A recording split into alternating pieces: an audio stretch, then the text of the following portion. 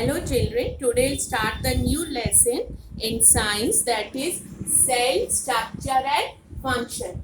Cell is the basic structural and functional unit of life. So in detail we'll discuss about it. Now let me ask a question from you people, that what is the basic building block of any building? You all have seen the building. So what is the basic building block of any building? It is a brick. Bricks are laid one above the other and the walls of buildings are constructed. You have seen how that walls are constructed, children.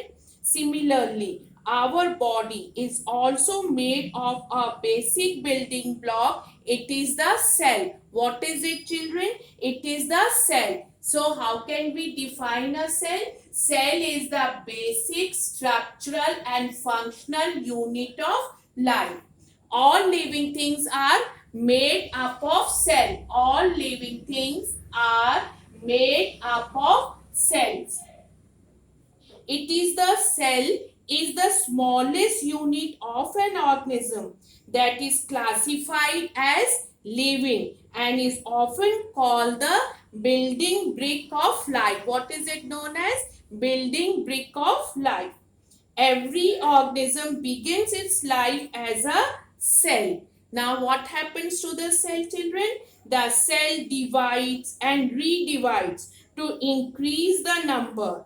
These cells form tissues and organs. Finally, a new individual is formed. Hence, a cell is the building block or structural unit of an organism. Now, all that important life process of the body, what are that important life process of the body? That is, children, digestion, respiration, excretion and growth are carried out in the cell. So, a cell is also the functional unit of life. Cell is also the functional unit of life. Cells were discovered by Robert Hooke for the first time. Who discovered the cell first time, children? It was discovered by the Robert Hooke. And how he has discovered, children? Robert Hooke in 1665 discovered slices of cork under a simple magnifying device. And what is that cork, children? It is a part of the bark of a tree. What is a cork, children? Cork is the part of the bark of a tree. He took thin slices of cork and observed them under a microscope. So what he noticed? He noticed partitioned hexagonal boxes or compartments in the cork slices. These boxes appeared like a honeycomb. He also noticed that one box was separated from the other by a wall or partition. Who has discovered all this, children? Robert Hooke has discovered the cell for the first time. So, and then Antony von Leeuwenhoek and other scientists made some improved microscope and studied many unicellular organisms and living cells. Now about the cell shape, size and number. Cells are very small and can be seen with the help of microscope. Generally, they are so small, so they can be seen only by the microscope. Cells vary in shape and size. Cells vary in shape and size. The number of cells is different in our different organism is different. The number of cells in different organism is different. Cells are of different shapes. The shape of a cell is related to its function.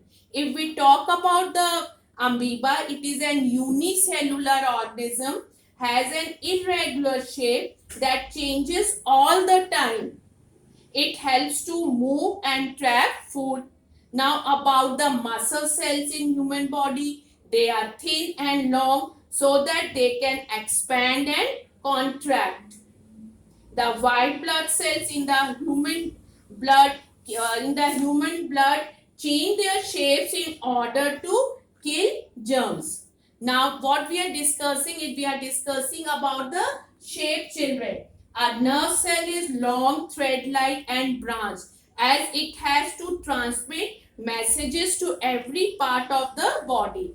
Now about the skin cell, children. Skin cells covers a large area, hence they are broad and flat. So which all types of cells we have discussed? Nerve cell, skin cell, W blood cell, muscle cells. Now about the size. Generally cells are now, till now we discussed about the shape, now about the size. Generally cells are microscopic in size and not visible to unaided eye. Some cells are large in size. The egg of an ostrich is the largest cell, and in human body nerve cells are the longest cell and red blood cells are the smallest. Now we come to the number of cells. The number of cells in different organism is different. So you know about the unicellular and multicellular. The living organisms can be classified into unicellular or multicellular on the basis of number of cells present. Some organisms are made up of single cell. What are they known as? They are known as unicellular. And living organisms which are made up of many cells are called as multicellular organism. After that, we start with the prokaryote. Cells can be categorized into two distinct types. What are that two distinct types, children? They are prokaryotic and eukaryotic. So what do you mean by prokaryotic? Prokaryotic is, what does the prokaryotic mean? Cells having nuclear material without nuclear membrane are termed as prokaryotic cell. What are they termed as? Prokaryotic cell. Cells having nuclear material without nuclear membrane are termed as prokaryotic cells. The organism with these kinds of cell, what are they known as? They are known as prokaryotes. What are the examples? Bacteria and blue-green alga are the example. Now the next one is the eukaryotic. So what does this eukaryotic cells mean? The cells which have well-organized nuclei with nuclear membrane, they are known as eukaryotic cell. What are they known as? Eukaryotic cell.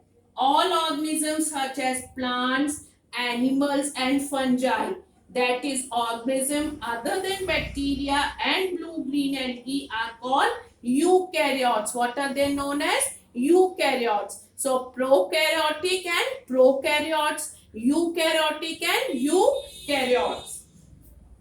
Now preparing a slide. How can you prepare a slide? A thin glass slide is used to view the structure of a sample specimen under a microscope. A sample specimen can be cells or tissues of a living thing.